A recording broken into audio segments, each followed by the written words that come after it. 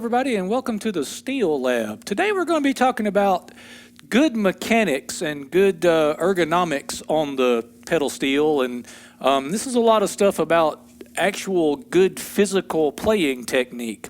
And before I get started on showing you any of these things, I'm going to issue a challenge to you. And my challenge is, please don't believe anything I say. What I'd like for you to do is look up on the internet or wherever you can find this and find some pictures of some of the greatest steel players that ever lived, the guys that are all in the Steel Guitar Hall of Fame and that got recorded the most and all that. And of course, I'm speaking of people like Buddy Emmons, Jimmy Day, Lloyd Green, Hal Rugg, John Huey, all those guys, Weldon Myrick, all those guys that are known for being the best pedal steel players that have ever lived. And I want you to watch the way they sit at the guitar, the way they hold their hands, and see if what I have to say today meshes with what their playing styles look like.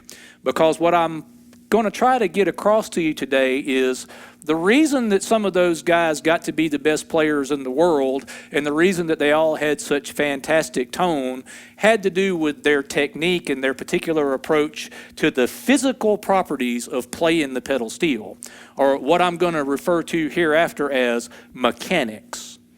So when I think about mechanics, I think about, oddly enough, baseball. I think if I were a baseball player, more specifically a pitcher, and I'm trying to throw the ball for a strike and get it to go over the plate every single time, that means I have to repeat the process over and over and over again, and that's what baseball players call mechanics. So we're going to borrow that term, and we're going to talk about mechanics too. And mechanics has to do with things like how you position your right hand, how you sit at the guitar, how you hold the bar, and things of that nature. So it's going to be about the actual physical properties of playing the pedal steel.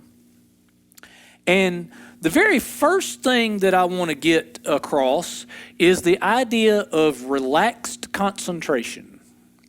Because in order to get any of this to happen, you have to relax your body. If there's any tension anywhere in your muscles or anywhere in your body, and most importantly in your mind, then you're probably not going to be able to get this to happen. So you have to be, first of all, relaxed, and then obviously playing the pedal steel is a pretty daunting task. There's a whole lot of things going on at one time, so you must concentrate. So ideally, we want to get to a place of relaxed concentration. And once again, I'll reference all those players that I talked about earlier. If you go back and watch them play, you'll notice that they never seem to be tense or tight or anything like that. They've all achieved this state of relaxed concentration.